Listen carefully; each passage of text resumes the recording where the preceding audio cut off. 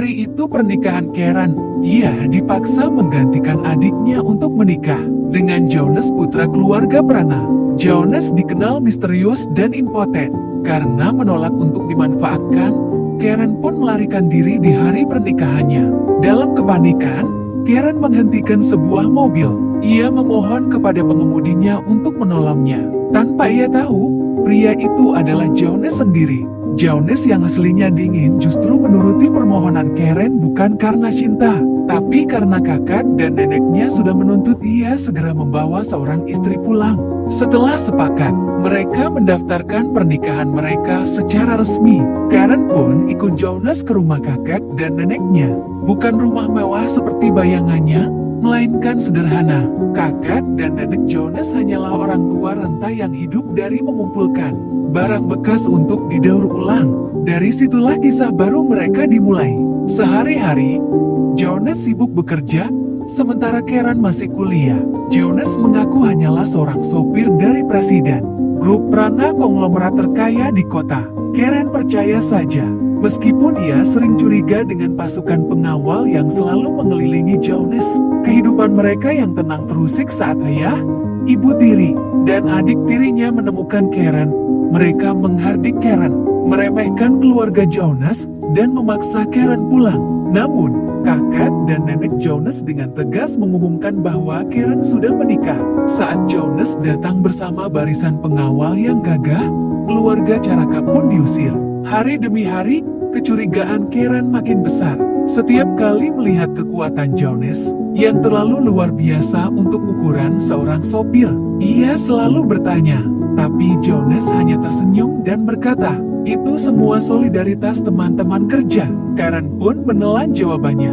Ketegangan memuncak ketika perusahaan keluarga Karen diambang kehancuran. Sang ayah, Indra Caraka, kehabisan akal hingga tega menculik nenek Karen yang baru datang dari kampung. Indra menuntut grup Prana berinvestasi triliunan rupiah untuk menyelamatkan perusahaannya. Jonas mengalah demi keselamatan nenek Karen. Namun ternyata nenek yang bijak itu lebih cerdas dari yang mereka kira. Diam-diam ia meracuni minuman Indra, istri, dan anak tirinya. Ketiganya pingsan, dan Jonas berhasil membatalkan transfer dana.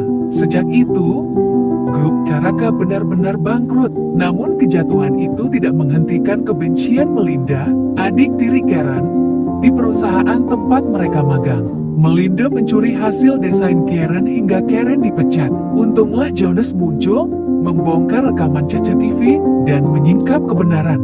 Saat itulah Melinda akhirnya tahu. Suami Karen yang ia anggap sopir, sebenarnya adalah presiden grup Prana itu sendiri. Ia bertekad merebut Jonas dari Karen. Segala cara ditempuh bahkan hingga merencanakan penculikan. Jonas dan Karen merencanakan membuat resepsi pernikahan mereka besar-besaran. Saat Jonas dan Karen fitting baju pengantin, Melinda menjalankan rencananya. Karen diculik disekap oleh ibu tirinya. Sementara Melinda menjebak Jonas di hotel dengan minuman beralkohol yang sudah dicampur obat. Jonas hampir terperdaya, nyaris melihat Melinda sebagai Karen karena halusinasi. Tapi Karen berhasil melawan. Ia melumpuhkan ibu tirinya bahkan melawan ayahnya sendiri demi keluar dari sekapan. Saat itu pasukan Jonas datang tepat waktu dan Karen langsung berlari menuju hotel. Di sana, ia menyelamatkan Jonas dari jebakan Melinda. Dengan keberanian Karen menghadapi rivalnya menjambak Melinda dan menyerahkannya ke polisi. Akhirnya keluarga Caraka hancur oleh keserakahan mereka sendiri. Di sisi lain, cinta Karen dan Jonas justru semakin kokoh. Pesta pernikahan mereka digelar dengan megah. Saat bertukar cincin, Jonas akhirnya mengungkap identitas aslinya bahwa sejak awal ia adalah presiden grup Prana. Karen terkejut, namun akhirnya tersenyum. Semua pelarian itu ternyata hanya jalan menuju takdir. Kadang kita lari dari sesuatu yang kita anggap malapetaka, tapi justru berlari menuju jodoh sejati yang memang sudah digariskan untuk kita. Begitulah kisah cinta Karen dan Jonas.